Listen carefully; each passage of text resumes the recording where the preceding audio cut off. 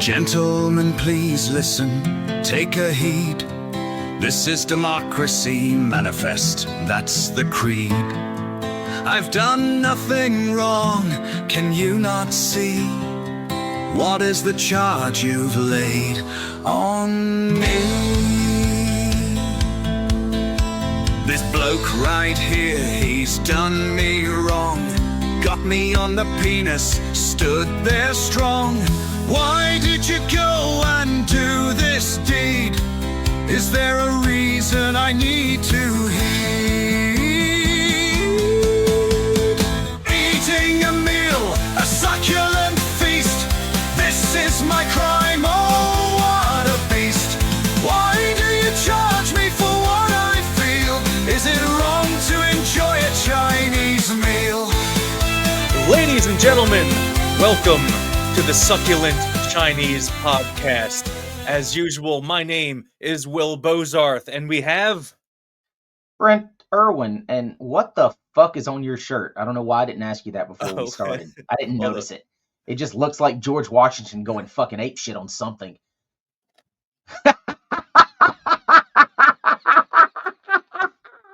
Dude, you need to find wherever the fuck you bought that from and send me the goddamn link, because I need one of those.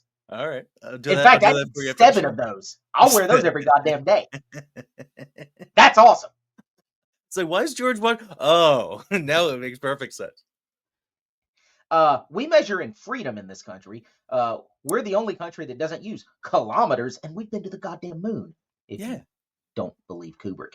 Or I guess if you do believe Kubrick, if you want to think about it in that way. Because he filmed the moon landing. What would Kubrick do? Fake a moon landing so he can get money to film Barton Fink? What would Martin Scorsese do? Hang Jesus on a cross. What would Jesus do? Sound like Willem Dafoe. In your opinion, what would Willem Dafoe sound like? It was a fight! And that's what Jesus would sound like. Yeah, like this. There's a reason I did that. Hands up, don't nail. I'm trying to blend my... it works. Got my new setup rocking and rolling over here, and it's got my green screen going, which I think at times you can see inside my headphones. If you can... Just a little bit. Oh, hello. That's me.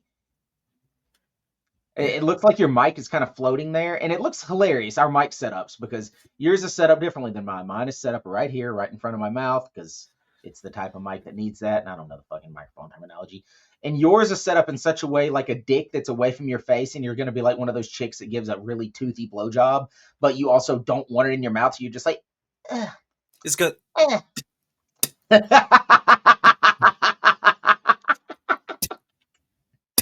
Yeah. Ugh. So what's going on, dude? I shredded the fuck out of my back, so that's why we haven't done anything for a couple of weeks. I'm on the mend. It's feeling better today. I'm not 100%, but I'm probably 90. Check this out. Whoa. It's the invisible dick. It's like Andrew McCarthy is getting hard behind me. Fucking Andrew Dice Gay over there. Jesus Christ, it's a fucking stampede upstairs. What the fuck? I think I'm being invaded. By whom? I don't know. Dogs are going nuts. Are your guns down near where you are? Just in case. Oh yeah, no, I got a fucking drawer full of pistols. The Mando rifle's over there in a case. Oh, you're good then. Upstairs, under the bed. Yeah, no, I'll be fine. It's like you're in Bert's bunker from Tremors. And then the rest of my guns are in my Anne Frank room. Nice. May she rest in peace if she ever existed. Everyone, the Jew said that. The Jew said that. The Jew is Lou. If the glove don't fit, you must acquit. The clown is down. So that's a Jim Cornette. So yeah, what's been going on? It's been a couple of weeks. I've been going to some conventions. Been going to other conventions. Let's see. You made best buddies. Oh yeah. That'll be the second convention I'll talk about. All right. Well, So get into it. You've done more over the past couple of weeks than I have. Yeah, because I wasn't bedridden. Fuck you. I was never bedridden. I was couch ridden and laid out recliner ridden and dick ridden.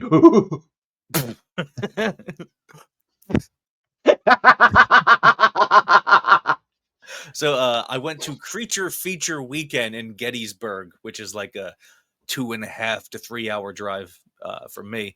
I've never been to Gettysburg, and it's a place in the United States that I would like to go to more than almost any other place.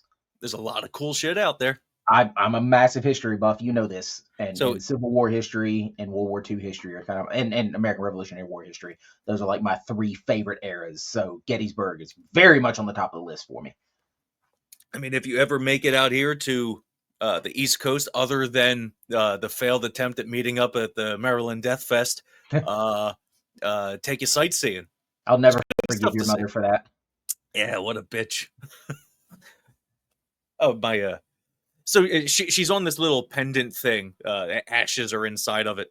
And usually it's in my pocket with my keys, but it's in the other room. I was going to be like, but, you know. Well, if that's the case, her new nickname's Ashy Larry. Ashy Larry. That was a character on the Chappelle Show played by fucking Darnell Rollins. Well, I hope you're not telling me about Darnell Rollins. Anyway, so I wasn't telling you about Darnell Rollins. I was telling you about Ashy Larry because I don't remember how familiar you are with let's say darker entertainment. Urban culture.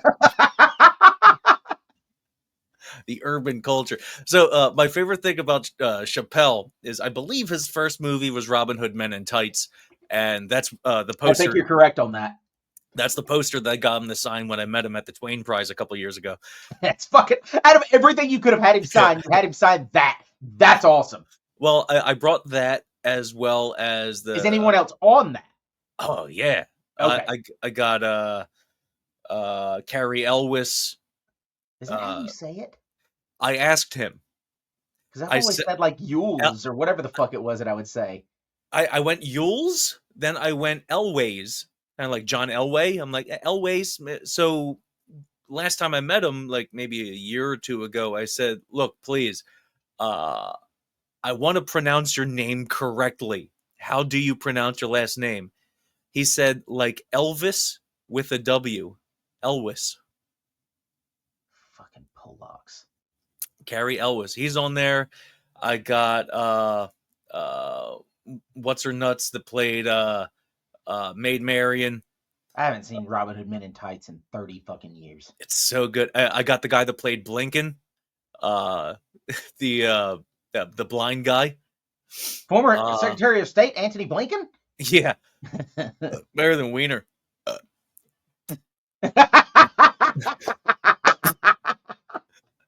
And yeah, so I've been collecting signatures on this thing for a while, so that's what I got him to sign. And my favorite Chappelle thing is, so you know how everybody's dressed up like in Robin Hood days, medieval, whatever the fuck, and his green hat, like the Robin Hood hat, is actually a backwards baseball cap. I remember that. Yeah, and that shit's fucking hilarious. Wasn't his brother in that movie named Sherwood? I was making a Sherwood Forest joke. Sherwood sounds like a black name. Wait. Sherwood Forrest Whitaker? No. See, because he is the... Yeah, the eye. The sad eye. Forrest Whitaker eye. Yeah. So anyway, I went to Creature Feature Weekend. You know what? Sorry. It's too funny of a story. I got to interrupt you. When you said Forrest Whitaker. All right. Have you seen Star Wars Rogue One? No. Okay, I figured you probably didn't, but Forrest Whitaker plays what's the name of his character in that film? He's like the main bad guy, but he's not really all that much of a bad guy. Tyrone? I can't Space Tyrone, that's Jamiroquai. But no, at one point, like somebody's saying something, he's just like, every day, lies, more lies, you know, in that kind of over the top Forrest Whitaker delivery.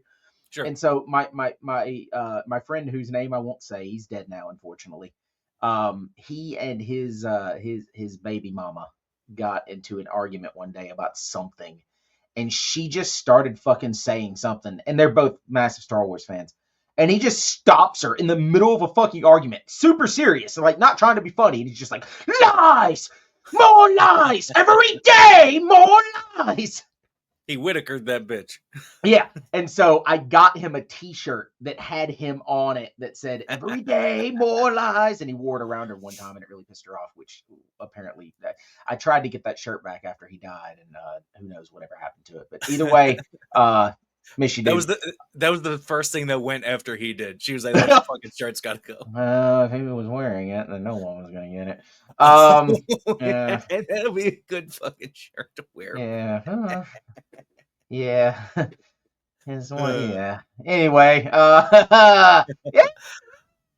Yeah.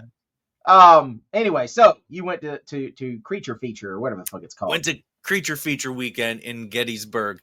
So one of my favorite movies is the Tremors movie. In fact, I like Tremors 2 more than Tremors 1, but that could take up an entire fucking episode. Now, do you celebrate the entire genre of Tremors or just the first two?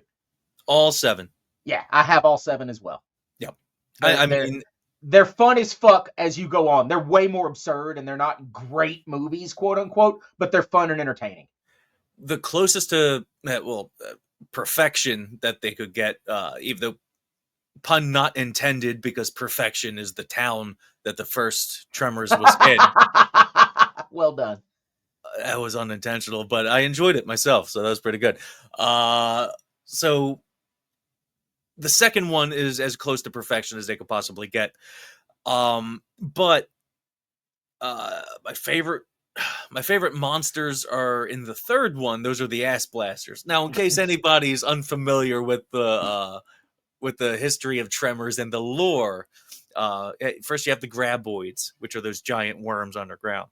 And then in the second one... It's funny that they go kind of in order like that, because like before you have an ass blaster, you feel Tremors, and you do have to graboid with something. Yeah. So the graboids are in the first one. In the second one, they grow legs, and they have like a heat-seeking thing, heat-seeking labia that pops up on the top of their head, and those are called I saw that one. Shriekers. Arnold covered himself in mud to kill it. Yeah, Shriekers.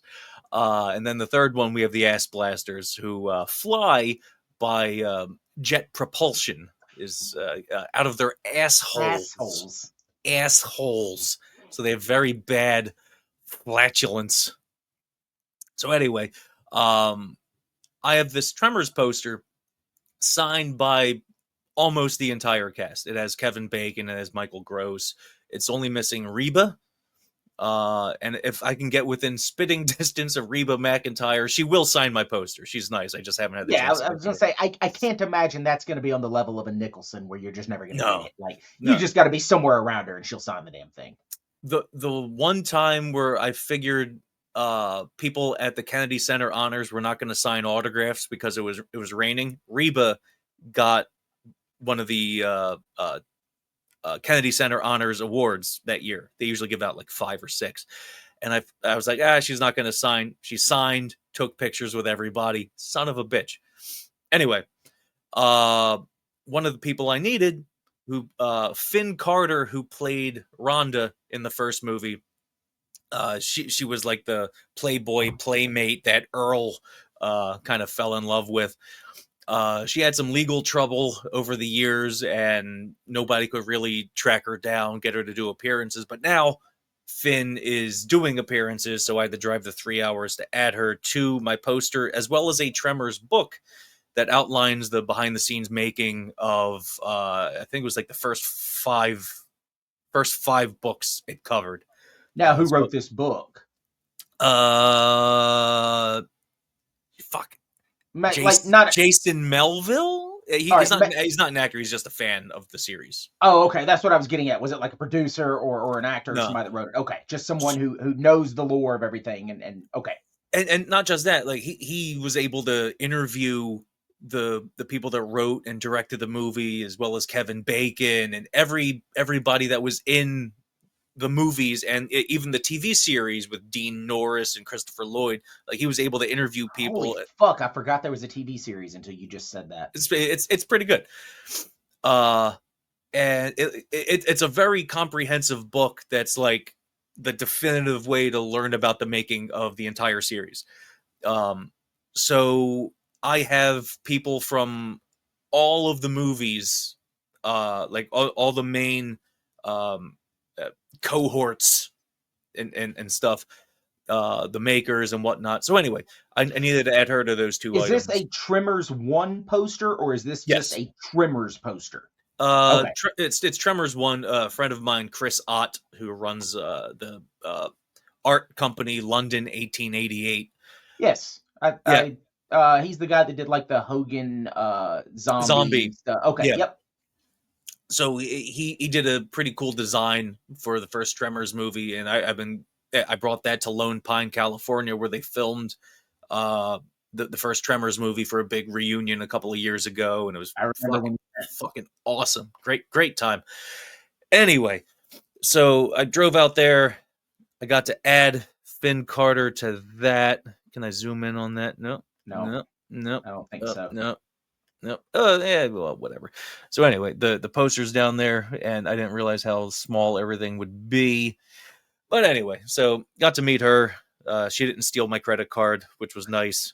Now let me ask you this, because I could be completely mistaken on this, but were you an extra in one of the later Tremors movies? Why am I imagining that? That'll be great. Now I'm imagining that. No. Okay. I was an extra in Creed 2. That's the only like late stage sequel. And then you were an extra in an Adam Sandler film too, weren't you? Yeah, I was in what was it called? Basketball movie or something, wasn't it? Yeah, it was the basketball movie. I was in that one. You're fucking in it. You can't even remember what it is. They can't all be ESPN commercials. I'm in Concrete Cowboy, which is on Netflix. It's an Idris Elba movie, and Caleb McLaughlin, who's the Black Stranger Things kid. You look like you're about to suck a McLaughlin. I don't know why I thought you were an extra in a fucking Tremors movie. I wish. I know you went out because you met what's his face that played Bert and like held the gun and did like a tour of all the stuff that he guided and stuff, right? Well, no. So I went to the brother of Brent Maddock, one of the screenwriters. I became friends with him. Hi, Glenn. You're not watching this, but anyway, hi, Glenn. Hi, Glenn. Hi, Glenn's lawyer. Yeah. So the area in which the town existed, it was built up just for the movie. Sure. Like one street, whatever. Like the fucking set for Star Wars out in the middle of the fucking desert in Tunisia. Yeah. Like it was built just for the first movie. On private property. Well, the people that own that property, they let Glenn bring a couple of people with him, and since I was pretty friendly with him online, and I flew out there, he said, "Okay, well, I'm going to take you in my car. We get to walk around," and like he pointed, like where the specific buildings were, like the warehouse, not warehouse, the so there's nothing the hardware store there. No, there's no buildings anymore. But if you have a keen eye and you know what you're looking for, like certain people, I'm not going to say like me, we were able to, those people could potentially find rusty nails and pieces of wood with red paint, which is exactly where the red painted hardware store that they were on top of, trying to get away from the graboids. I'm not saying that people could walk away and fly home with a bunch of rusty nails and pieces of the hardware store. But that is entirely possible and a thing that somebody could accomplish if they're able to get permission to go to where perfection once stood in Lone Pine, California. The coordinates are no. We don't condone that on this show. Will hates thievery of any kind. Especially when people take dirt from the graves of serial killers. God damn it! You walked all over what I was about to say. You fuck. and puts them in vials. Like America's first serial killer, H.H. Holmes. Oh, I thought it was Triple H. Yeah, Triple H. Holmes, H. Holmes. Now I would need to. God damn it! Photoshop. The person that took some of that grave dirt, if we were to ever find them. Right. Should have made some sort of a like promo commercial if they were ever trying to divest themselves of some of that, with them like shirtless with wet stringy hair and spitting out some of this grave dirt like it may have come from a bottle of water. The only thing that I don't think is possible in this day and age, I'm just saying, people that get H.H. Holmes's grave dirt, I don't know how many of those people are able to grow hair anymore. Yeah, and I don't know of anyone that has gotten any of that grave dirt from that person who may have gotten some of that grave dirt.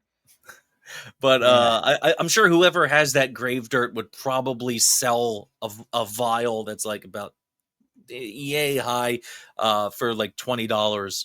Yeah, I'm pretty sure we're talking. Isn't there a great band called Grave Dirt? Sounds about right.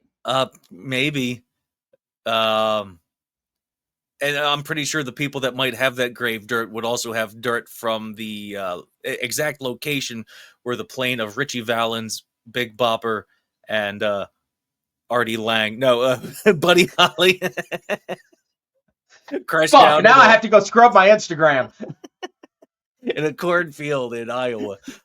They might also have dirt from there on shoes that they threw away somewhere because those shoes got fucked up. I forgot about the shoes. Oh, those shoes got fucked up. If somebody wants to visit the location where Buddy Holly's plane went down, try to go during like a drought, like a month into a drought. Get some fucking galoshes. That sounds delicious, just like Grandma used to make. I wouldn't wear galoshes. I don't wear rubbers. No, or underwears. Confirmed.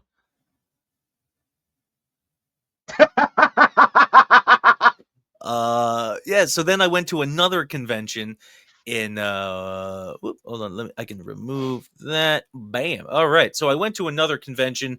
This one was in Monroeville, Pennsylvania, which is like 20 minutes away from downtown Pittsburgh, southeast of Pittsburgh. And right across the street from the Monroeville Convention Center is the Monroeville Mall, which is where the original Dawn of the Dead was filmed. The Tom Savini, George A. Romero, that's where that one was filmed.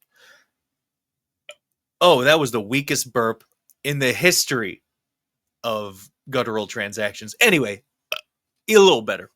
So anyway, I went to the Steel City Con. Guttural transaction. That was that Mexican that I gave $20 to one time to clean off shit from my roof. That actually sounds like a death metal band. We are. Wait, hold on. Hold on. We are. Guttural transaction.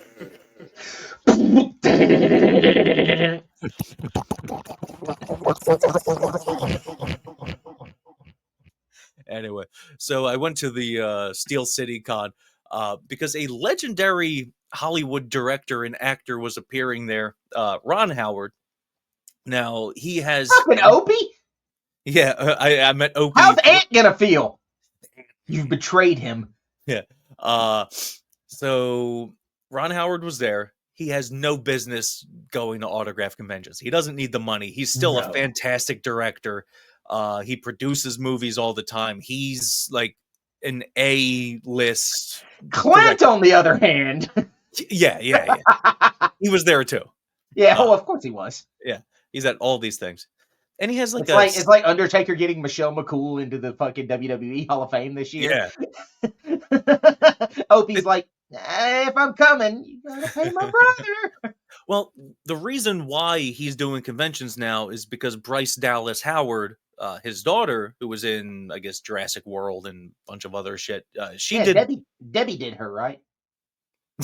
I don't think exactly. Wait,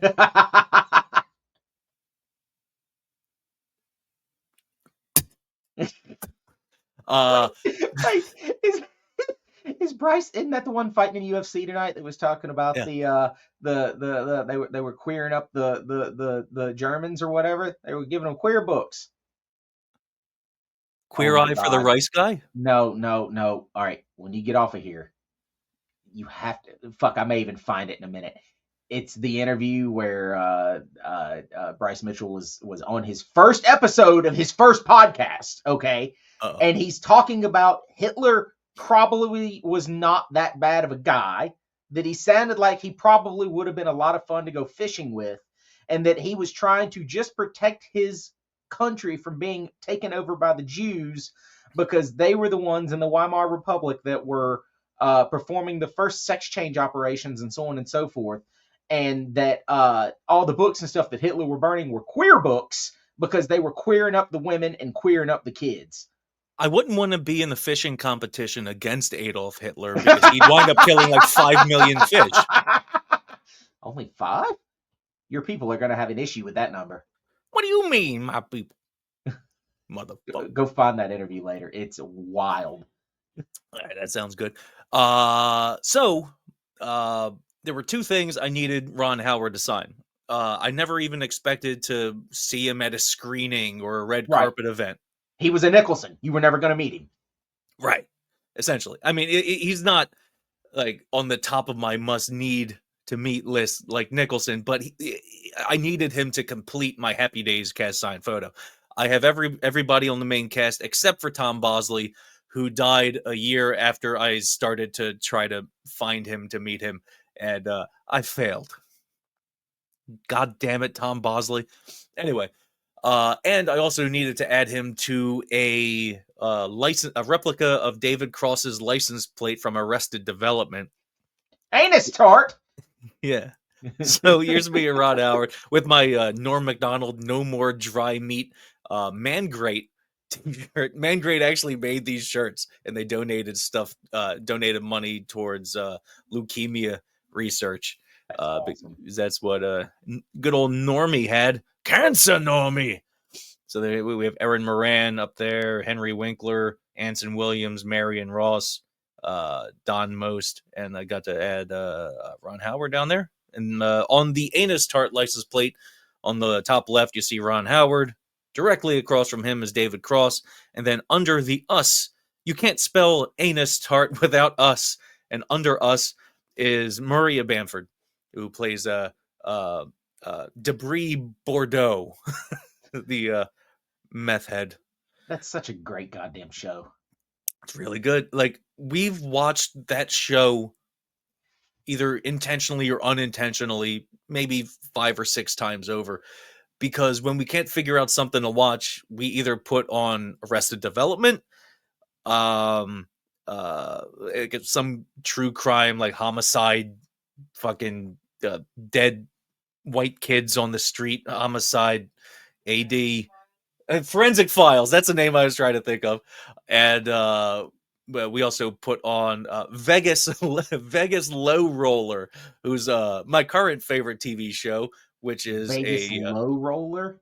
Vegas Low Roller. It's a YouTube channel where there's this like 48, 49-year-old hefty built guy playing slot machines in Las Vegas, and sometimes his mom shows up, and each episode is a half hour long. Is he just sitting in a fucking casino just pulling the one-armed bandit? He has his camera out. So there's a whole genre on YouTube of slot players.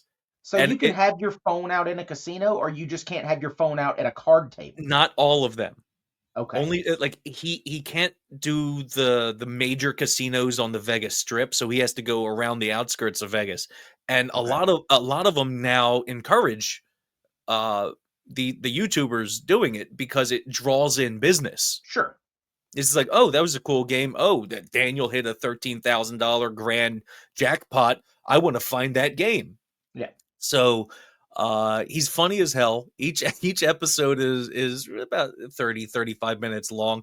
He brings his mom on board, who he calls the family picker.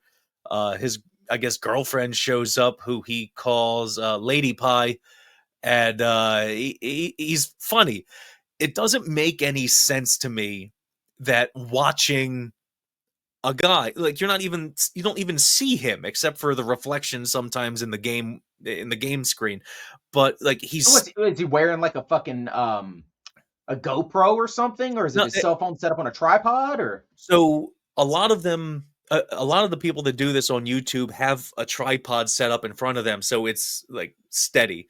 But Daniel, the Vegas low roller, he holds the camera in his hand, which might make it seem like really Blair Witch Project stomach churning, but it's funny how he does it, because if he activates a bonus like on like one of the upper screens, like he tilts it up, or if he thinks he's going to do it, he tilts it up. He's like, darn, or he comes up with different words so he doesn't curse and demonetize himself. He's funny. Vegas low roller. He also has a jackpots channel, Vegas low roller jackpots, if you want to see him actually win money instead of he's putting hundreds into the fucking machine, $20 bets, like fucking craziness. But now, he's just based on how much you've watched this guy, yeah, which is a lot.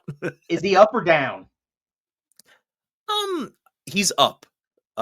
Because you have to take into consideration he has 2 YouTube channels with a shitload of subscribers. Well, that's what I was going to ask. Like, not taking subscribers and monetization into account. Oh, so just down, just in the casino.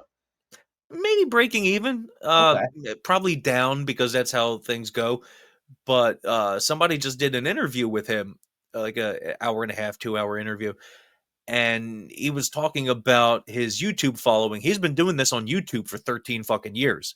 Jesus. Which is crazy. Like, when he first started, it was like 10-minute things here and there because people would catch him filming and all this stuff. But now they encourage it because, like I said, it draws in business. He said that he was able to buy a brand new, specially built, brand new house in cash with just his YouTube earnings. He's up. It's like $400,000 for an okay house in Las Vegas, and he bought it with cash. I wonder how many slot machines he's got in it. None. Yeah, they asked him that. Do you have any slot? No. Like, they want to keep it away. Well, I wonder if he were to get like some old antique ones or something or another that are just there that aren't being used or anything. Like, literally the old one-armed bandits, not the just press the fucking thing. Anyway, so that was Ron Howard, and another fella that I met there. We've been following each other on X for quite a decent amount of time. I didn't tell you I'm locked. I got a 7-day lock. What did you do? So Dave Smith and Douglas Murray. Oh, yeah. And did you see what I said? I didn't see what you said, but I see what everybody's saying. I'm like, it was up for like 45 minutes because I said something to the tune of, I'm 10 minutes in and I already want to place my hands around Murray's neck and squeeze until he passes away. It lasted about 45 minutes, and then I got popped with the inciting violence or promoting violence or whatever the fuck it is. I'm just like, fuck off. So, it isn't exactly the Wild West. I'm on like day 2 of a 7-day ban. You'll be back. Yeah, then it'll be gone again. Oh yeah. So yeah, the only place I'm political, folks. Yeah. No Instagram, no Facebook, but my Twitter. There's a reason I don't advertise it. I mean, including the next guy, the guy I'm about to talk about that we follow each other on X. He's an actor, producer, and he doesn't even tell his close friends about his X account. Like, it might come up in conversation, but he tries not to let people know. I mean, you can search for him, Alan Covert. And he loves chicken cutlets. Yeah, he lost He lost his first account, and now he's suspended covert on X. Anyway, so Giving out his name isn't very covert. yeah, whatever. So I needed him on this Waterboy poster, signed by a lot of people in that fucking movie. Who's the asshole who signed it down at the bottom where you can barely see it? Okay, so there are 2 signatures down there. I don't even see the second one. I see the one over the O and the Y. Oh, that is Tim Herlihy. He wrote the movie. Oh, okay. Actually, there's just one on the bottom left. Shit, I can't. Oh yeah, I do see it barely now. Right above at cinemas, right? Yeah. Hold on. Yeah. I gotta open it up in my thing. That is a good question. Good question. So I scroll. Did I scroll too far? I scrolled too far, ladies and gentlemen. Never scroll too far, because then you won't find what you're looking for. And if you don't find what you're looking for, then you're not going to be a very happy person. I'm still scrolling. Where the Paul fuck White is signed it it? because I see Captain Insano. Yeah. Oh, wait. Okay, here we go. Oh, that's Jonathan Loughran? Yeah. Okay. He laughs like like he kind of has like a lazy eye. He's one of the football players. Oh Hey, yeah, yeah. yeah, So he's in all of Sandler's. I mean, all these people are in all of Yeah. Sandler's movies. And Catherine is messaging me on Facebook now. So let's see what it is she is saying. She sent me a photo of Henry, our cat. I know. Well, actually, have you met Sandler? I know you've been in the same. I place got as close. him. Not Okay. yet. Not yet. Okay. I tried. I've been in the same place as him twice. One time I saw him, and the second time he just snuck in both ways. So okay, in the Waterboy poster on the top left we have Alan Covert. Across from him you have Paul White, who wrote Captain Insano. Then when you go back to the other Big side, Show for those the of Big you who Show. might be wrestling fans. The one that's scribbled over the D in drinking problem, that there is Clint Howard.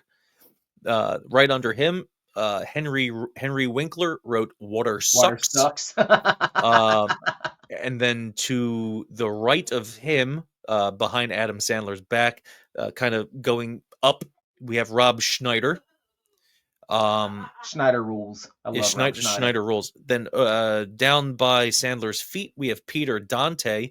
Whoa, Water Boy! He was one of the gay dudes in fucking Big Daddy. He was married to Alan Covert, and he's also Dante in Grandma's Boy. Yep. Yeah. Yeah, Tim Hurley, he's the on greatest fucking drug dealer of all time. It's great. It's great. God damn it. I need to watch. I might watch Grandma's Boy again tonight. It's been a while since I've seen it. We rewatched it last night or the night before that. Every day just blends together. And dude, it's so good. It's my favorite Sandler movie that Sandler's not in. Like my favorite Sandler Happy Madison produced movie. Yeah. It's so good. It's awesome. So good. And my name is JP. I am a robot. I have a robot vagina. He does conventions now, by the way. He does cons now. He told me that the other day. Like he's doing the small horror cons, and I think he's like 60 or 80 for a combo, which is great because he's in Avatar and everything, and the avatars tend to charge more money because of the Smurf coloring. I was doing one of the biggest movies of all time with a bunch of blue losers. Bloozers. And the Grandma's Boy mini poster on the top right of the picture, signed by Alan Covert, is yours. Fuck yeah. Dude, Alan is such a cool dude. So he told us to go to his table as soon as we could. I let him know that we had early admission tickets for the convention, which got us in at 9:30. It didn't officially start until 10. We got there on Friday. Now, what does that do? Just get you a 30-minute jump start on like the big guests where you don't have to stand in line all day waiting for like whoever their headliner or whatever it might be? So they sell VIP tickets that cover everybody, like line jumping, except for certain headliners who have their own VIP ticket, Like like your Ron Ron Howard. Howards and stuff like that. Yeah, like Gotcha. you spend like $450, $500. You get the pro photo op, you get the autograph, you get 3-day admission, you get a convention T-shirt. And I was like, who the fuck wants a convention T-shirt? Don't need any of that. So the way that the I understand a conventions, festival T-shirt, like going to a oh music yeah, festival, yeah, with yeah, the yeah, style of bands and stuff not on it. I don't know that I would understand a convention T-shirt either. Like if it were just like a general a name that won't be named because it's the only convention I can think of off the top of my head. I know who you. Yeah. If it were just like a general one of those to kind of help them get a little bit more money to have better guests Yeah. and stuff like that, okay, maybe. But like one a year with fucking blah blah blah blah blah 2025, fuck off. I'm guilty of buying some of the convention shirts when they've had cool, like when they had most of the Dexter cast, including Michael C. Hall at Monster If it's a Mania. themed shirt, Yeah, like if yeah, it was yeah, like a Dexter themed shirt that had yeah, the name of the convention, I can certainly wrap my head around that. yeah. Like a Big Trouble in Little China convention, and it Oh had yeah. like them on it, and it said something only at blah blah blah 2025. I'm like, all right, that's kind of cool. We're looking That's for a convention conversation attendees starter.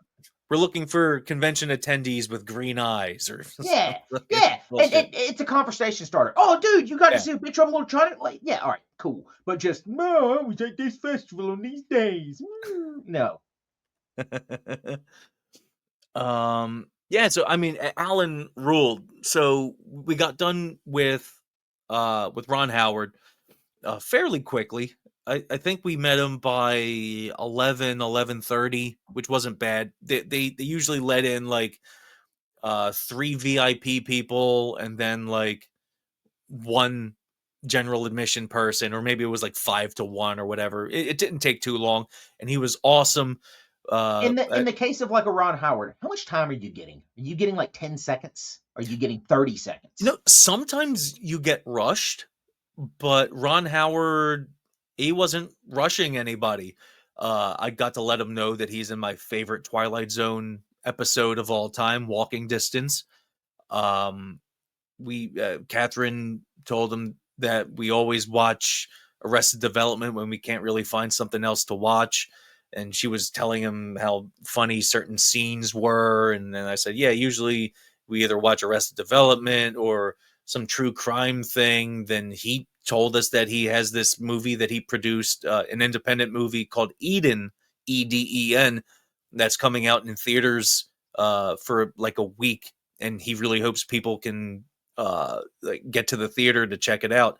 It's based off a true crime from like 90 years ago. And I was like, all right, perfect. We're in. Ron Howard produced true crime movie.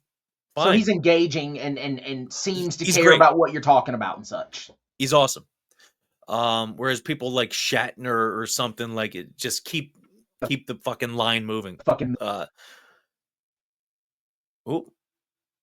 I think I lost. Uh-oh. Hear you. We're back. We're back. Was that your connection, or I don't think it was my connection. No idea. I'm good on my end. All I right. saw and heard you the whole time. We're not going to cut this out because we don't know how. All right, that was good. Yeah, I think we're good, buddy. So back to the show. So yeah, Ron Howard was cool. Then we went over to Alan, and we were just bullshitting at his table for as long as we wanted.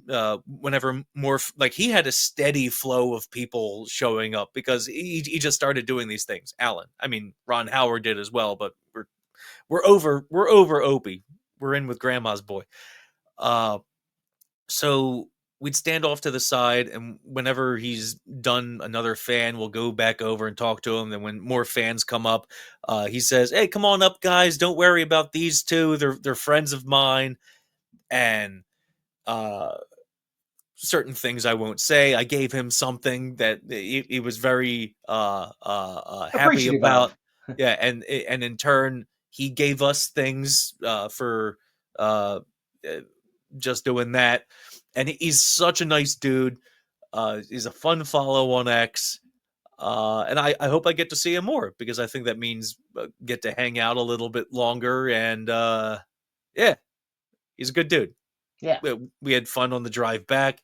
We got to see the biggest bobblehead in the world, which is at the Ollie's in Harrisburg, I'm Pennsylvania. staring at it. Yeah, it was a good time. But here we are now, and I am not at the convention. How about you? What have you been doing other than being on your back? Ugh, You whore. I'm such a whore. Not a whole lot. We've talked about the Satan trip to Chicago and such. Yeah. I now I don't know how much of this is supposed to be out there, but fuck it. There's only like 5 people that listen anyways. I am now their social media person on Facebook and Instagram. So their management team and their guitar player decided it was prudent to bring me on, because their management team is trying to juggle a bunch of different plates and bands and so on and so forth, and just didn't quite have the time to kind of engagement farm on their socials and such. And I was like, fuck it, I'll do it. I won't even ask a dime. I just want to help the guys out. So they brought me on. So I've been having some fun on those pages, just announcing shows and getting into some conversations with people about kind of dream set lists and stuff like that, which is really cool to see other fans of theirs around the world, because they're a fucking super legendary band that just never got to superstardom, you know. And they're great live. Oh my God, they're fantastic. And they're coming back in August. They're doing Blades of Steel Memorial Day weekend. So I am, I'm sorry, Labor Day weekend. Yeah, Labor Day is in September. So Labor Day weekend, the weekend right before Prog Power, they're playing in Madison on that Friday. It's a 3-day festival. I'm gonna go out Friday afternoon just for that festival, and hang out with them and such, and come back, chill at home for a few days, and then head to Atlanta for Prog Power. And I will not be home until like September 18th, because I'm going to the Netherlands and everything else. So that's gonna be fucking wild. But so that poster that I was talking about the last time around, I Yeah. sent that off to the UK, and Gary from Avenger, who is the drummer, he's the only original member left. It's basically his band. But longtime singer Ian Swift, goes by Swifty, was not the original, but a precursor to Brian in Satan. So he was on. What was he on? He was on the Into the Fire demo tape, and I think he was on Kiss of Death, but that may have been Trev, and I can't remember off the top of my head now. I think You're a terrible fan. Dude, they had everything kind of melded together in the very, very beginning. So Satan had a band member who was like the most famous person in the world for decades, ever since like he was a little child. No, so Michael can you please Jackson is tell us- not that Michael Jackson. What do you mean? One allegedly diddled children. You mean I sent pictures of my penis to the wrong Michael Jackson? You mean to tell me? Well, I mean, I can see why you would send your penis pics to Michael Jackson. It is childlike. And because it's black or white, it doesn't matter if it.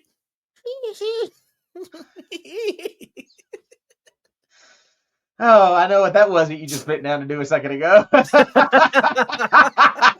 I saw the flicker of a lighter. I know what's going on. I seen it. I seen him. But yeah, so I sent it over. Fucking. So I went to FedEx because I had to drop off a check for work to FedEx, because we FedEx a lot of our checks for machines and stuff like that to vendors. And so while I was there, I was like, hey, poster tube, 2 feet long, 2-inch diameter. But it's probably going to be in a 3-inch diameter tube as well. I'll put it in there for extra protection and such. What would that cost me to ship to the UK, preferably expedited? And she puts it in the system. She's like, where at? And I said, Newcastle upon Tyne. Here's the postal code. She goes, it would be $140, and it would be there in 8 days. I'm sorry, not 8 days, 6 days. And I'm like, oh, ow, okay. So I went home, packaged everything up, took it all to work, and I was just like, all right, let's see what I can do through my PayPal account, because ShipStation's on PayPal, and I can just do labels through ShipStation without them being tied to an order. So I went in and I did it. UPS 2-day expedited, as in leave today, there at their doorstep in 2 days in the UK, $44. So, needless to say, fuck FedEx. Oh yeah, but I could have said that for a number of fucking reasons. But so I shipped it off to the UK, and Gary signed for it. Or I'm sorry, Gary's brother signed for it, who Gary's telling me later, he's like, yeah, I got your poster and such. My brother saw it, thought it was something for him because he actually has a memorabilia business. I was like, oh, that's fucking sweet. He sells a lot of music memorabilia and stuff like that. And he's like, yeah, I should put you in contact with him, see if there's anything of his that you're looking for, or if he could be on the lookout for anything for you. And I was like, sure. He goes, I think he's actually got an old cool Satan poster that you might be interested in. I said, oh, and he says, yeah, I'll put you in contact with him. So a few hours later, I get a message from his brother Sean, and he goes, yeah, you're a big Satan guy. I know. I'm the one that handled all the stuff that you sent over here for Ian and Gary to sign last time. I'm the one that packaged it up and sent it back to you. So I know you're a big Satan and Avenger fan and such. Let me know if you'd be interested in this. So he shows me this here. And I'm like, okay, that's kind of cool. And he goes, yeah, that's June 2nd, 1983. That's Swifty's last show with the band. And I'm like, what? And he goes, yep. They made these posters. They were opening for girls' school at this place called Dingwalls, which I don't even know if it's there anymore. But he was like, it's not a huge poster. It's like fucking 8x6 or 10x7 or something like that. It's not terribly big. But he's like, yeah, if you want it, we'll come together on a number. So I made an offer. He countered said offer, and we came together on it. It's a little more than I wanted to spend, but there's none out there. I mean, this is. He told me that he was talking to Russ about this years ago, and Russ is like, yeah, we had those made, and then we took them like to a printing place and paid 5 pence a piece to get them duplicated and hung them up around town and such. So I was like, fuck yeah. So that's being given to Ian to sign as well. Awesome. And being sent back here. And then today, she sent me I was like, hey, while I'm thinking about it, I'm kind of on the lookout for anything signed by Colin Kimberly, who was the bass player, the I don't know if he was the original, but he was the classic bass player for Diamond Head on Lightning to the Nations. And he was on Borrowed Time. I think he was gone by the time Canterbury came around, or maybe he was gone before Borrowed Time. I can't recall now.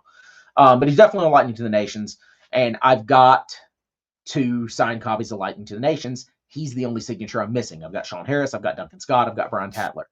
And I said, let me know if you run across anything signed by Colin. I've been on the lookout for a Lightning to the Nations signed by him for a while, because the band printed a couple thousand copies of the album and signed them and mailed them out based on mail order and stuff like that. But not every member signed every one. So there were like 250 signed by one guy, 250 signed by another guy, 250 signed by another guy, 250 signed by another guy, some signed by the whole band, some not signed at all.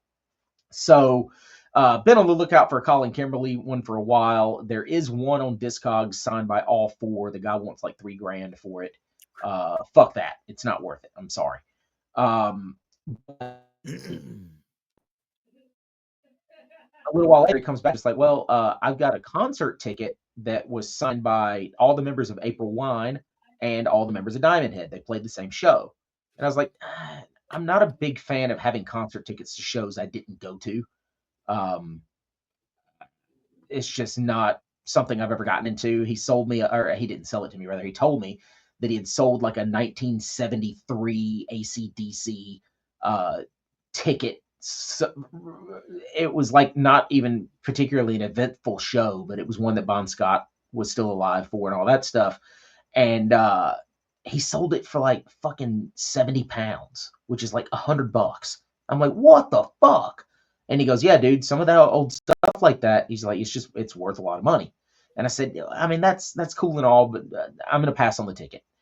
And he's like, Yeah. make an offer on it. I said, no, I don't want it. It's just not going to do anything for it. And so a little while later, he comes back and he says, hey, I found this. Let me know if you're interested. And it is a fully signed, even though that's dedicated. I can't tell to whom. And I wish it was with a marker as opposed to a pen. But it's like to Harry or to Larry or to... It might even say to Mark.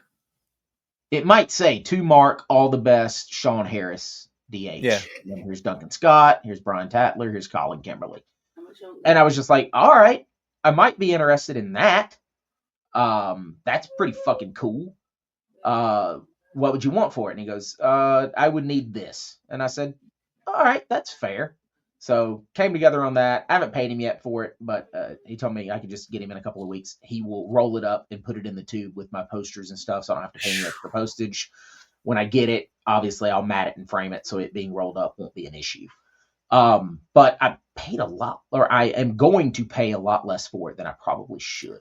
So I'm pretty stoked about that. That's awesome. Yeah. So make sure the glass is like UV protecting. Yeah, you don't want to fuck that up. Yeah. I mean, it looks like ballpoint pens, so yeah. UV protecting and all that stuff is probably not a big deal, especially since it's going to be in my office where very little sunlight gets in. But That's I will. True. I mean, I'm definitely going to mat it and frame it. It's not just going to go in a cheap frame without a mat. Yeah. But I was like, all right, that's badass. So yeah, something on the wall will come down. I'm not sure what, but I have. Are you going to do a ceremony, like a changing of the guard? No, I'll just pull something down and put that up. But I'm like, all right, that because I was telling him my 3 favorite albums of all time are Judas Priest Painkiller, Nevermore Dreaming Neon Black, and Diamond Head Lightning to the Nations. So I have a mostly signed copy of Painkiller. I'll never get Glenn on it. And I can probably get KK on it. He's just got to play around me. I'm friends with his drummer. And then obviously it's not signed, although I guess I could get 3/5 of the lineup on it. Tim's dead and Worrell's dead, but I could potentially get Jim if I ever actually see him in person again. Right. Or not potentially. I could definitely get Jim if I saw him in person again, and I could get Van and Jeff on that. So yeah, I gotta have that 3/5 signed. Fucking Painkiller's 3/5 signed, and then this. It's not the album, but hey, it's from around the time of the album. So I mean, personally, I think this being signed is a bit cooler than an album being signed. Yeah, and I mean, I've got fucking how many copies of the album now? Because I just replaced my copy that I traded off to Tim.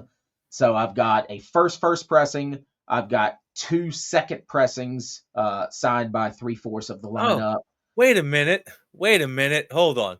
I know this is in the middle or towards the end of the of your whole Diamond Head thing, but we had to play this. Brent likes records, he buys them all the time. He posts all the good ones. His Instagram you should find at Hell Brent for Leather.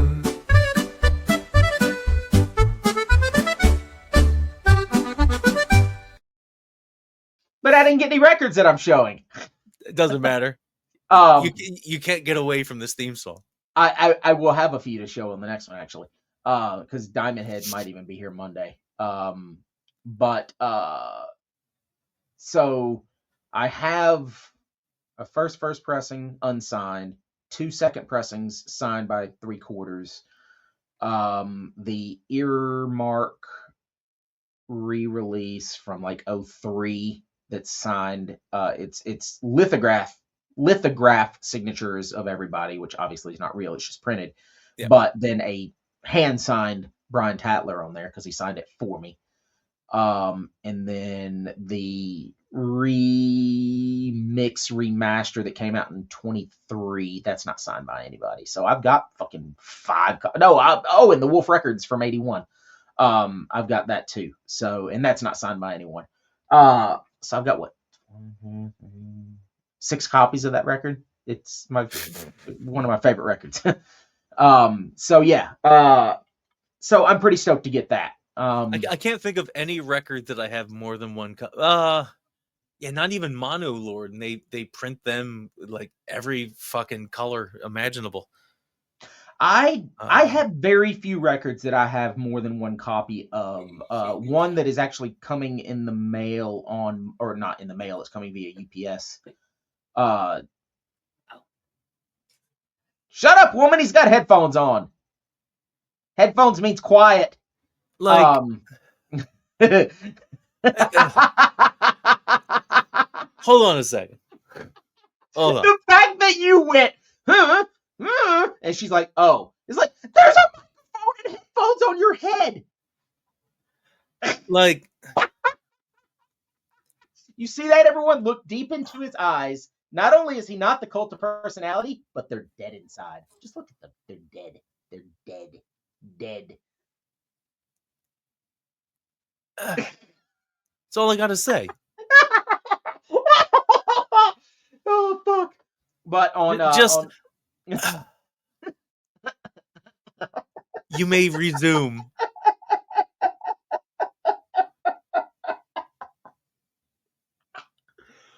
Oh, fuck.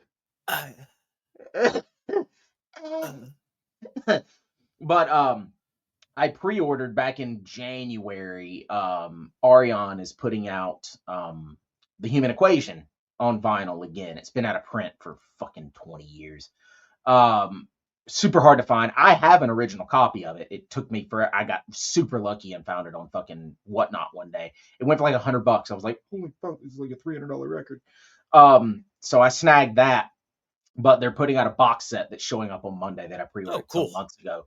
That it's and the reason I pre-ordered it because it's the vinyl. It's not remixed or anything. I don't think. I seem to remember that not being a remix. But it's this big, like, fucking 6-pound 10 box set that is the record as well as the earbook, which is the earbook is signed. The record is not, but the earbook is signed, and then in the earbook is the DVD for the Live Equation, which is the first Arian live show ever in 2015. Yeah. To find that was that long ago? Yeah. To find that, and Arian didn't even play in it. He kind of directed it behind the scenes, and people that were on the record got together and performed the record. But to find that on Blu-ray is like $100. It's way out of print. But then in the box set as well, with that Blu-ray, is the you can't show pussy on YouTube. Why not? I have a co-host. Fuck off! Oh God, I hope it fucking bites you. I hope it claws you and bites you in the face. It looks like it's gonna barely lick the fucking microphone too. His name is Henry, and this is his first podcast. I hope he goes Henry Hill on you. I hope he goes Henry. Portrait of a Serial Killer? Yeah, that could work. What do you think? He looks fucking angry. No, he's not angry. I hope he goes hardcore Henry on you. How about that? There you go. There you go. But as well in that box set is a vinyl. I didn't know we had a fucking guest. Ready for the podcast.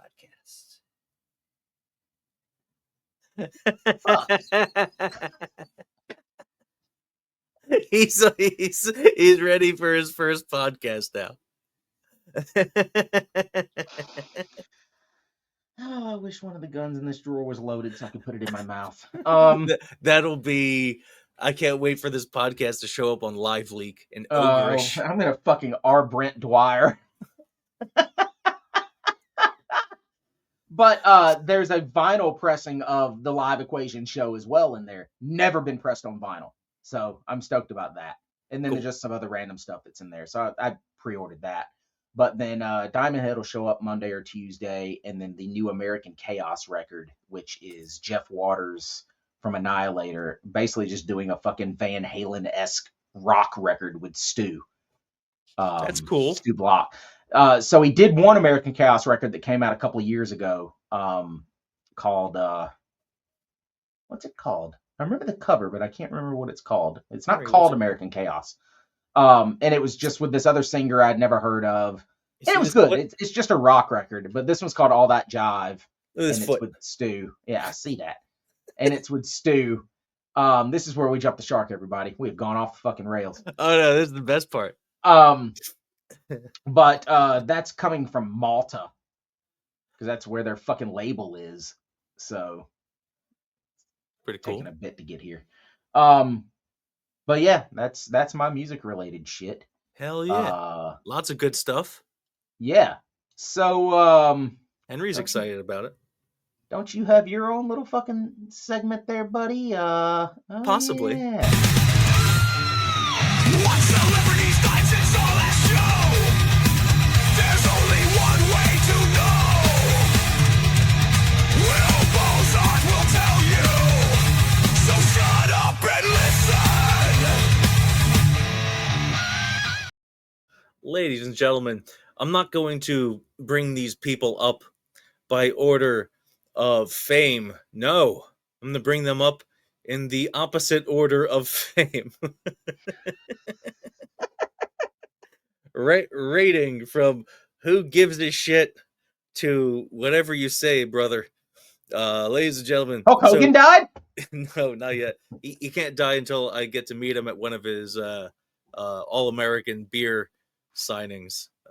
I hear that's a fucking assembly line. They just send you through immediately. I have a Hogan autograph. Yeah. I don't even need the signed fucking box. You have to buy the signed box of beer to do it. Yeah. I just want the fucking picture because at a convention he's $200 for the picture. Yeah, I'd rather spend $30 for a box of shitty beer. It's not shitty beer. It's light beer. I mean, it's flavorless, but it's a good what I call river beer. River beer. Yeah. Because I sit in the river and drink the beer. No, I understand perfectly. I have one Hogan autograph in my book that he wrote, which is 90% lies. But no photo and no additional autograph. That's the only one I got. So yeah, I mean, still a good one. I mean, it's the one that he fucking signed to Brent, and he was gonna beat the guy's ass. So because he wanted to take the N out of it. Remember? Oh yeah, that's right. He did take the N out of it. He put the N in it and above the Lug Sponge's bedroom or whatever the fuck. The character from SpongeBob? SpongeBob SquarePants' wife? The Squidward! You know what, Squidward? So anyway, no, you can't leave, Henry. You're a part of this podcast. You signed a contract. Anyway, we're gonna bring up. Speaking of kittens, Nicky Cat, who was apparently a well-loved indie character actor. I don't know, man. He was in Dazed and Confused. I was dazed and confused looking at him because I'd never heard of him. Yeah, I mean, just the fact that he had some character in Dazed and Confused gives him enough street cred to warrant. I haven't seen that movie in forever, but goddamn it, it's great. It's a good one. And the next one to bring up is this gentleman. I think this picture was taken after he died. I didn't know Mickey Rourke died.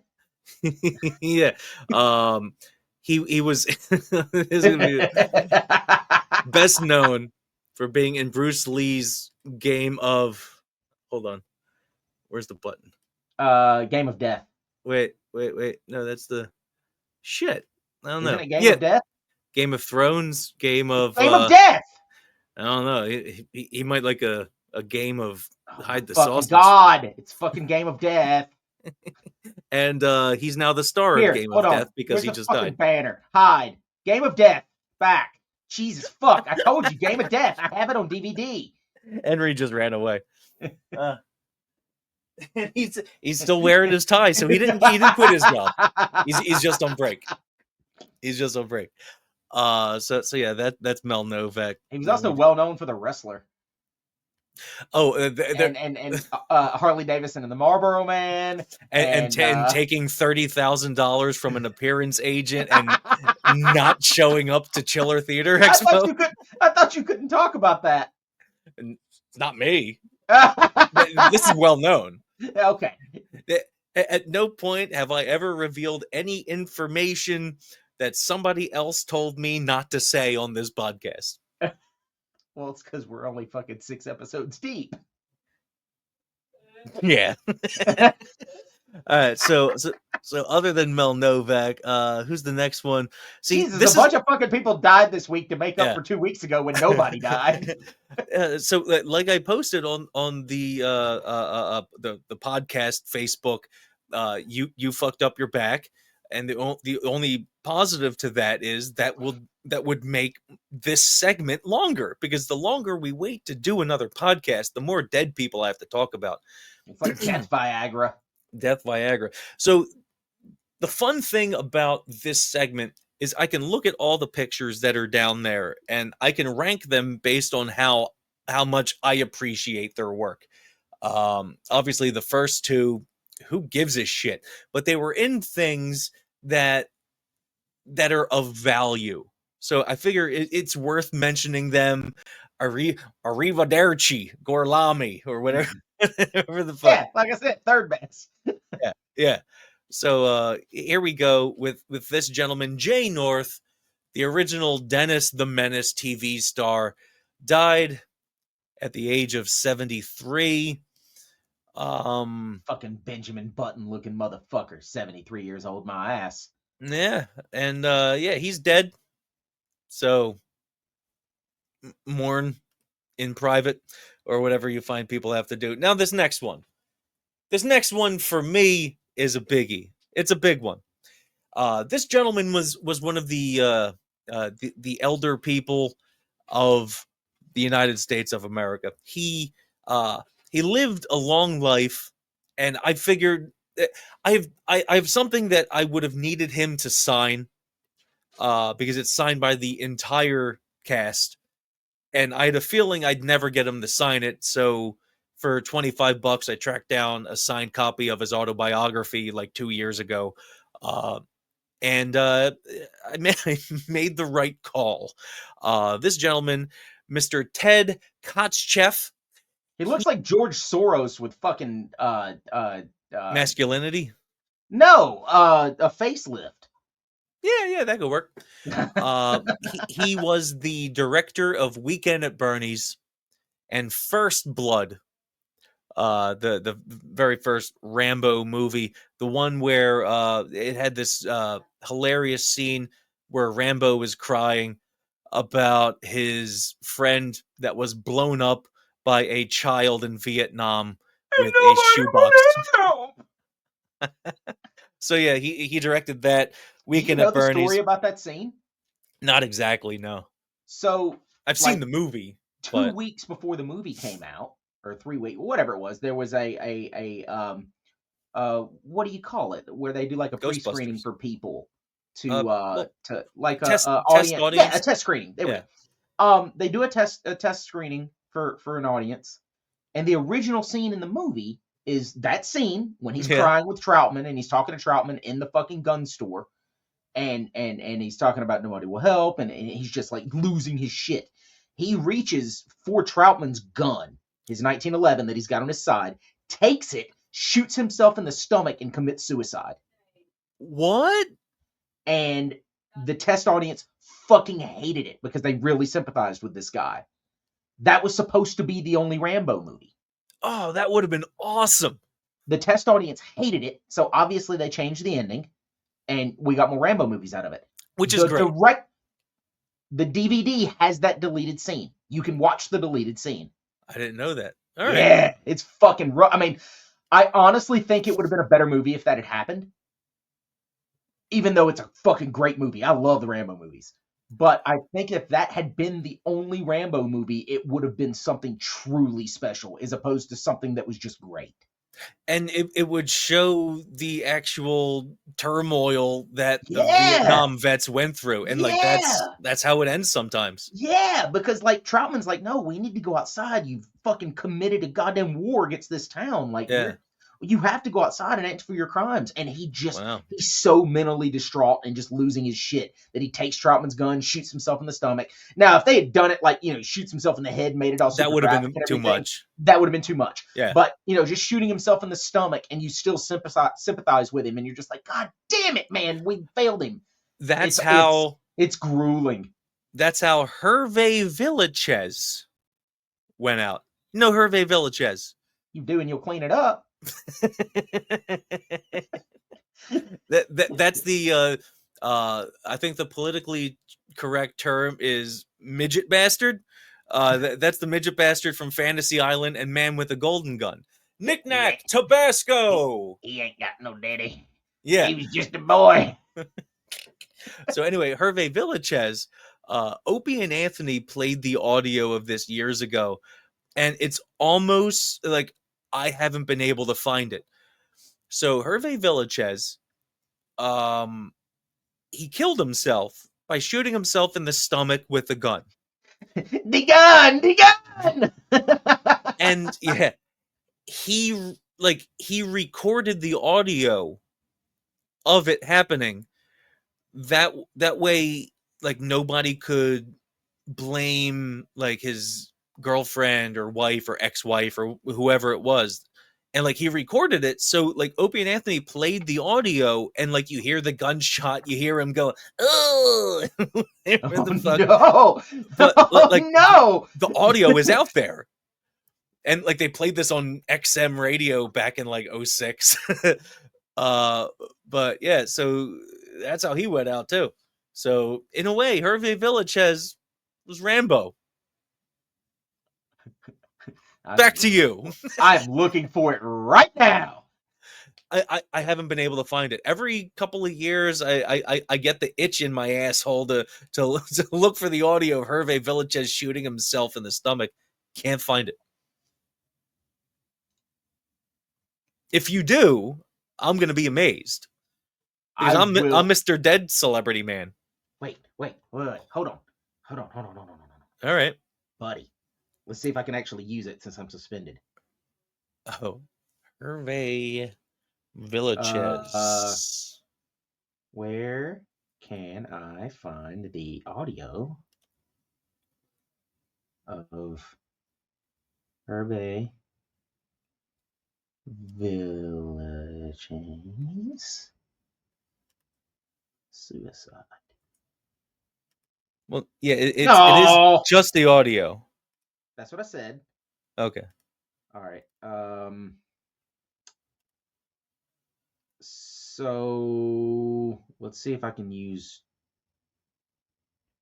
Let's see. Yep.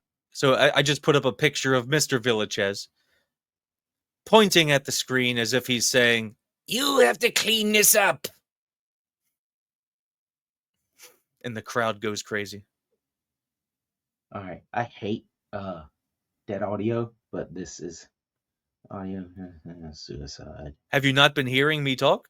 No. I'm talking about. You mean you? I mean, there's no publicly available audio recording of Hervé Villachez's suicide. Reports indicate that Villachez left behind a tape with his final words, recorded at his North Hollywood home in September of 1993, but noted that this recording is held by authorities and not accessible to the public. Sources like Radar Online and the National Enquirer mention its existence based on statements from Villachez's girlfriend, Kathy Self, who described its contents, but the audio itself has not been released or shared online. Any claims of it being available should be approached with skepticism, as no credible platforms host it.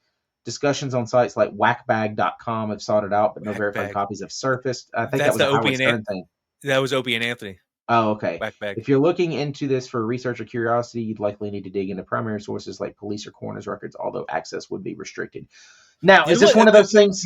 Maybe this is one of those Morgan Freemanisms. Where that's what I was going to say. Is this one of those things that you think you heard, but you didn't? Like, because there are absolutely things that have happened before in my life that I'm like, yeah, that happened. And I've been shown proof that it did not happen. I mean, O&A was known for doing shock things, obviously, shock jocks. So they had to have made it up. I mean, not the fact that it happened. It absolutely happened, but they had to have made up that audio. The memory that I have of it could very well have been Anthony doing the voice, and like maybe they were playing like bird sounds, or something, and then he's like, and Gino was talking about, what was he talking about? It was like the $100,000 pyramid or match game. I forget what old game show it was, that he was talking about one time. Yes, I know for a fact this happened, and he learned in real time in hot water that it didn't, and he still went down arguing, saying, "No, goddamn it, this happened." You remember what it was? No, I don't. I can ask Gino. I will ask Gino. On May But it was something. on May 10th, I'll be able to ask Gino in person. Yeah, and I mean, it could have been fucking Family Feud or something. It was one of those old shows where, like, I remember this person saying this thing, and then it apparently never happened. But that's what I love about fucking AI now, because you can just put shit in and it comes back with an answer. Because it fucking I love Grok. Every time Grok answers something for me, I say thank you, because I don't want to die when the overlords take over. Yeah, at least this guy's appreciative of all of our work or lack thereof. Yeah. Oh well. I had to try to track that down, but apparently it is not out there. And the final one, which is I guess of the most historical significance in terms of all these celebrities. Me the fuck out. Mr. Val Kilmer, who you might remember from Tombstone. Yeah, I watched Tombstone and Silent Bob reboot, or any of his other Heat, of course, Heat.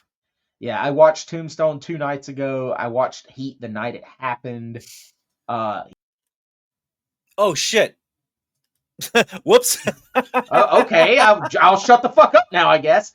No, Tombstone 2 nights ago. Heat the night it happened. He was also fucking great in The Doors. Yeah, he's a great Jim Morrison. So I got to meet him, obviously, because I like meet everybody. I had to drive like 2.5 hours to a comedy club in New York. Val Kilmer, obviously, this is who we're talking about because he was just on the screen. He used to do a play as Mark Twain. And he would say, "N-word Jim, N-word Jim, N-word Jim." And he was just talking to the black people in the audience. And then God took away his ability to speak. And the fuck was that frog shit? And he was also I'm related to Nancy Pelosi. Oh, he was also in Top Gun. Yeah, Top Gun. That's right. Yeah, whatever. The gay Air Force movie. So anyway, he was doing a screening of the play, of the one-man show, because at this point, this was after he refused to get treatment for his throat cancer because he was a Christian Scientist and he thought that he could pray the tumors away. And guess what? He did.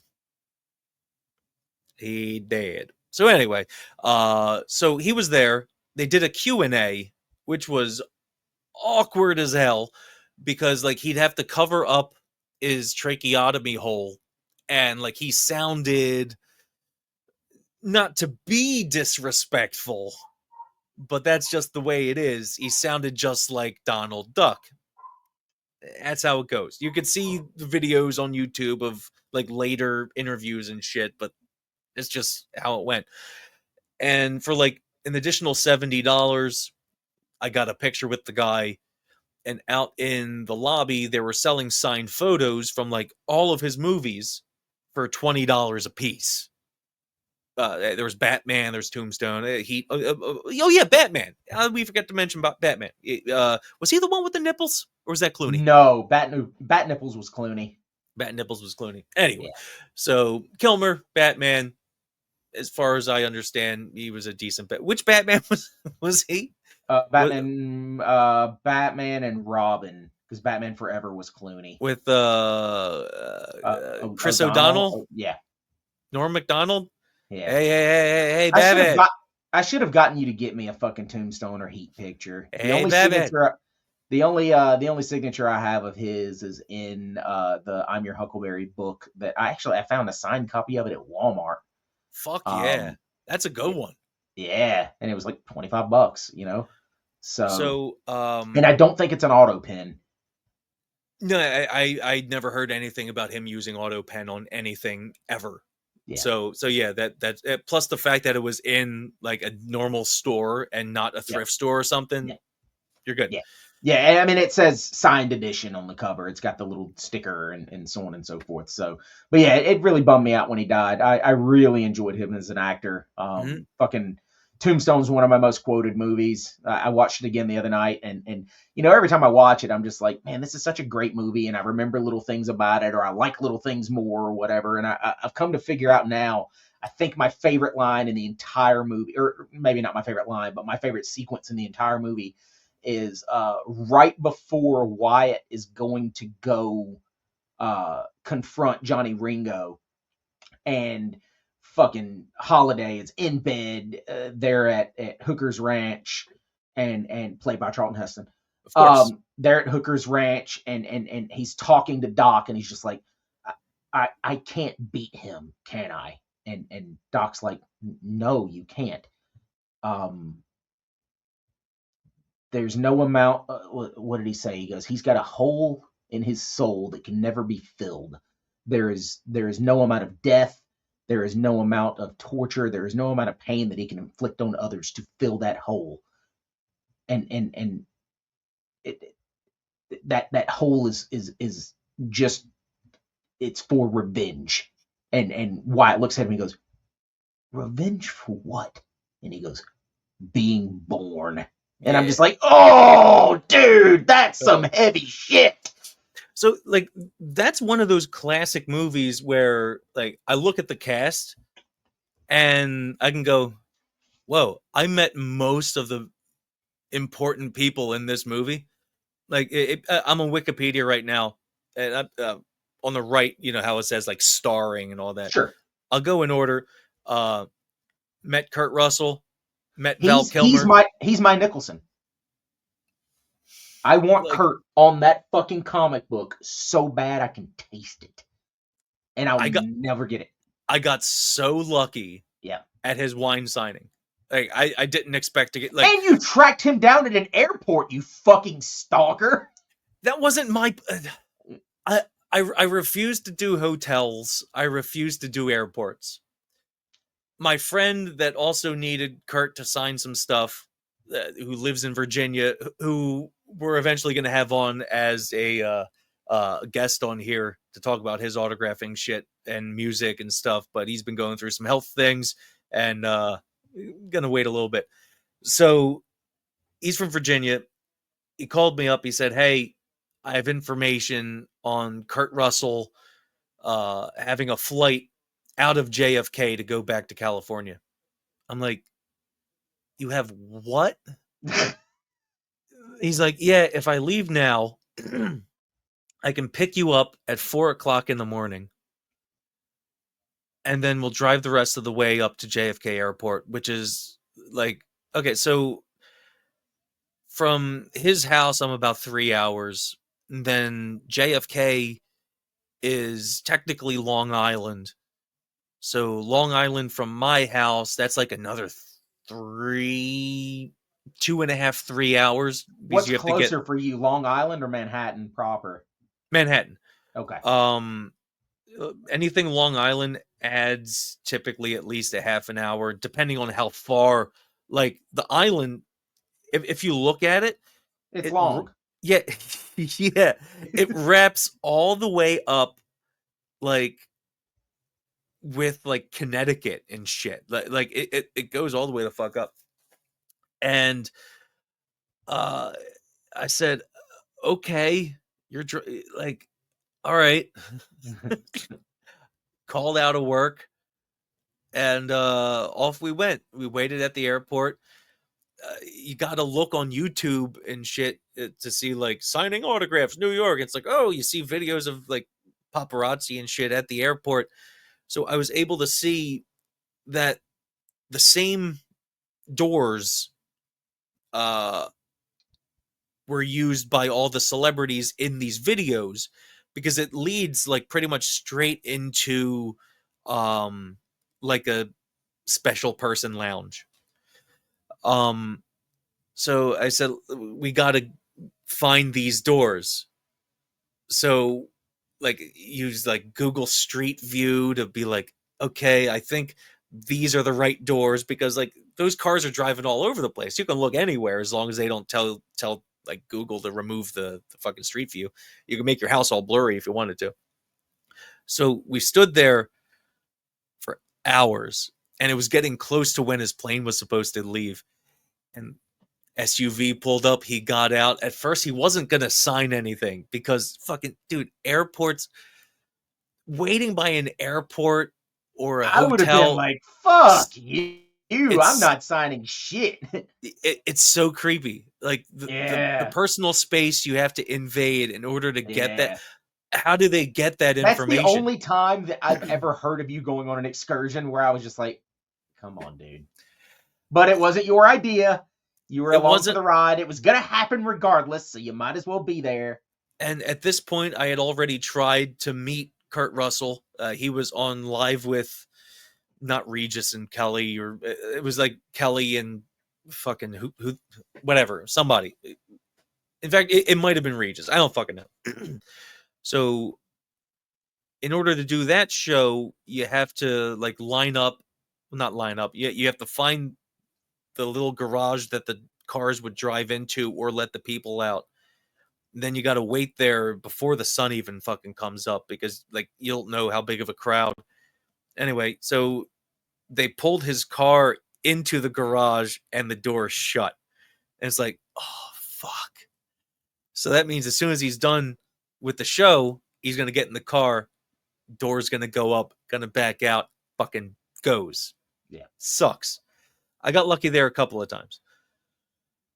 So the show ends, the garage door goes up, the car starts backing out, and it was driving, and it was like it's like pretty much at the intersection of like Broadway and 70 somethingth street. And when the car started going, the light turned yellow. So all the autograph dealers that showed up started running to his side of the car. It's always like passenger side rear is where they're always going to sit. So they started running. I started running. I brought my poster from The Thing, fucking Bone Tomahawk, and a couple of other fucking things. And I had to prioritize in my mind, like, what am I going to try to do? Light was red. Car was sitting there. The window rolls down a little bit. People start shoving things into the window and pulling things out. Fucking scumbags. I'm like right where this robot dick Because I know is. how you are. Like, you're respectful. Yeah. You'll be assertive, but you're respectful about it. If they say fuck off, you're like, okay, thanks.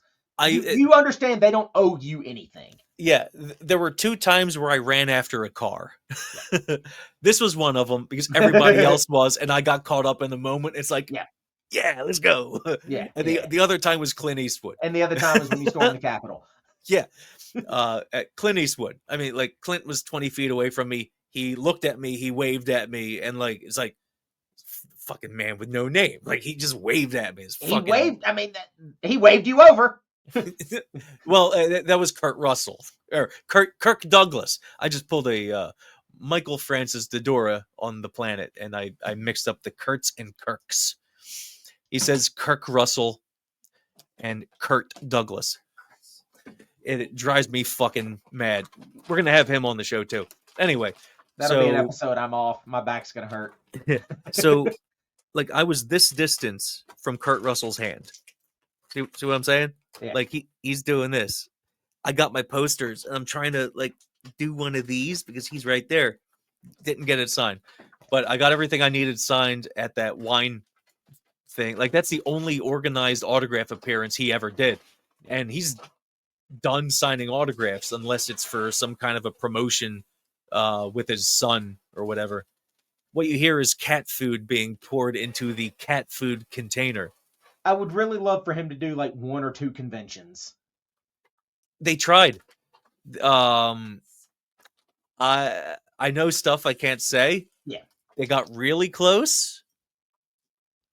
And then it just Was it didn't just he happen. didn't want to commit or just not enough money or both? Dude, the money that they offered this guy, you would shit everybody else's pants. Yeah. And he turned it down. I mean, he's one of the most prolific actors of all time. And he's loaded. He has his own vineyard.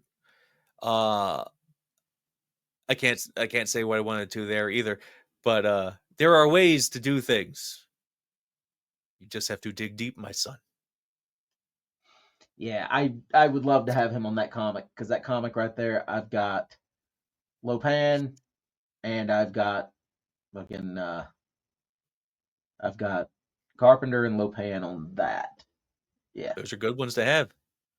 And Carpenter's doing conventions again. He's like 135 per signature, and then like another 135 to get photo. Dude, everybody at I mean, conventions are fuck, so I much think money. my VIP to see him was like $200 or $300, and that was a concert ticket as well as Yeah. 2 items for signature, Yep. maybe 3, but I only got 2 signed, and then a I think it photo with was. him. I think the deal was like you got a signed, unless we went on different tours. Like you got a signed Halloween poster, and you could bring 2 things from home. Yeah, and I don't know whatever happened to that Halloween poster. Huh.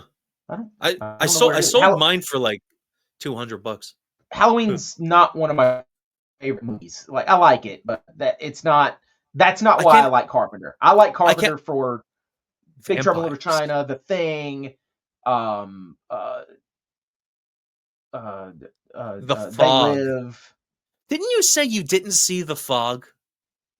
I still to this day have not seen The Fog, because I Dude, didn't get you into need to Carpenter see for the it. horror side of things. I got into Carpenter for the other side of things. I have been making up time. Like, I saw Prince of Darkness. I saw I've It's seen one of the Christine. most well-made John Oh, Carpenter movies. Jen loves it. We've just never gotten Yeah, around to watching it. you need to see The Fog. The cast is perfect. It's great. Yeah, I will get around to that eventually. But yeah, I've got my They Live vinyl sitting up there, which unsigned is worth like $200. Yeah, With his signature, it's got to be worth like 4.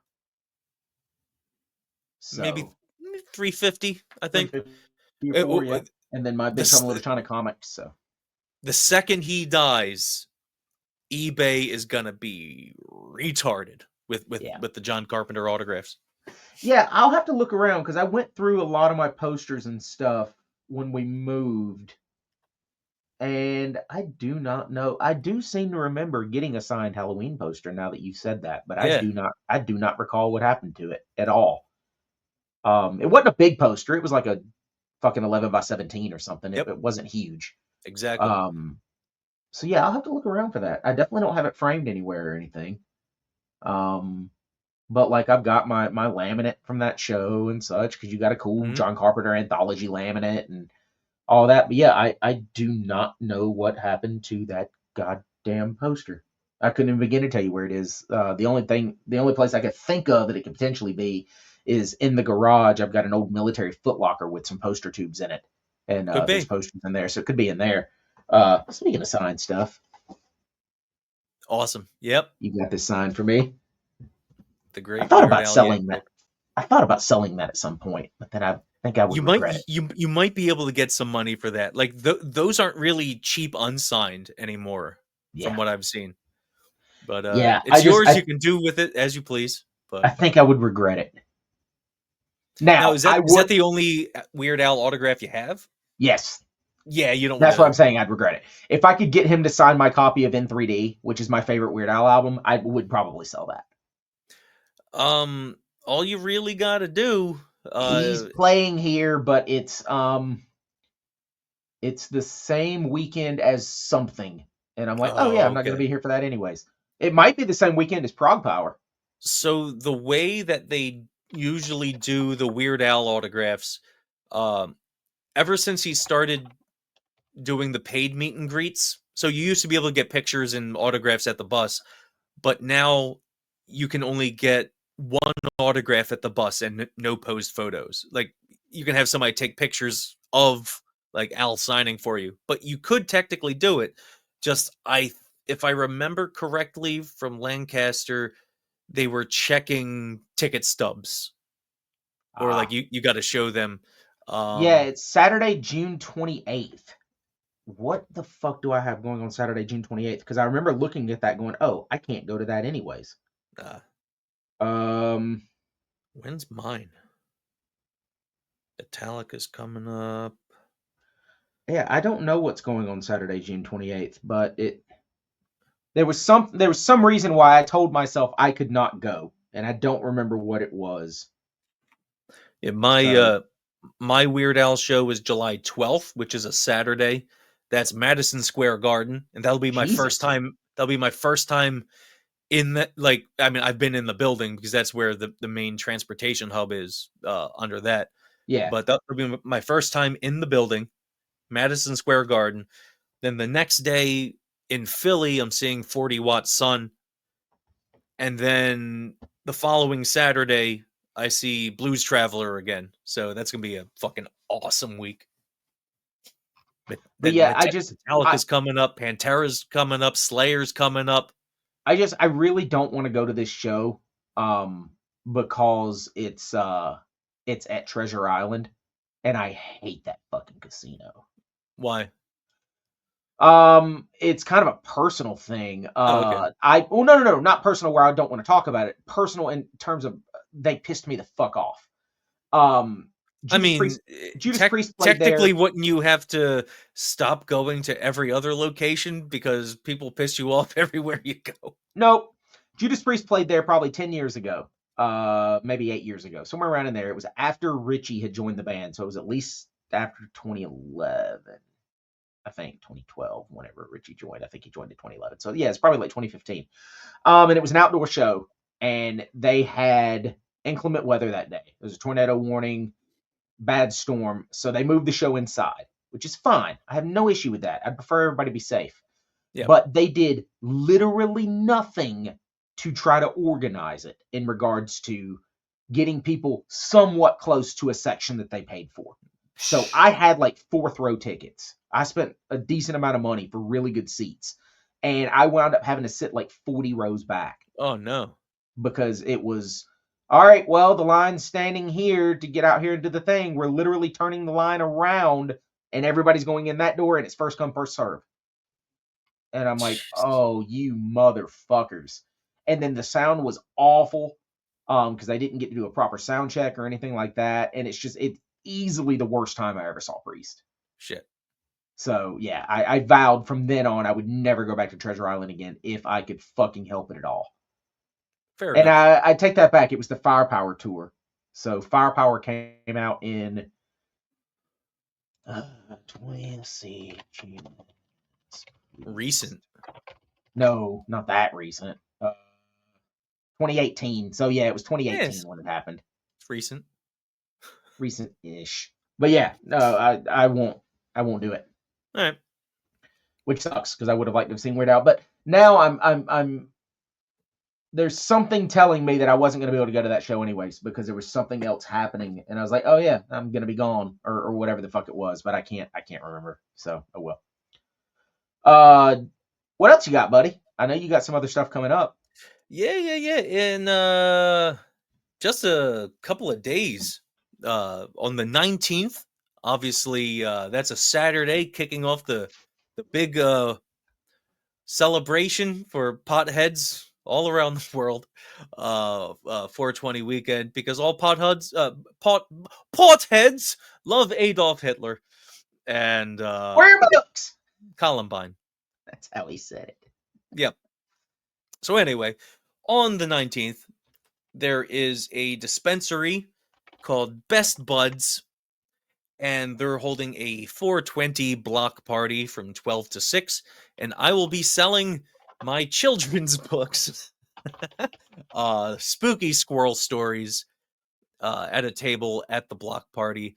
It's going to be fun if you're in the area, which nobody will be.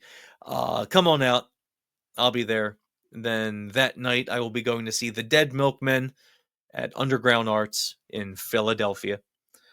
And about a week after that, it's the big day.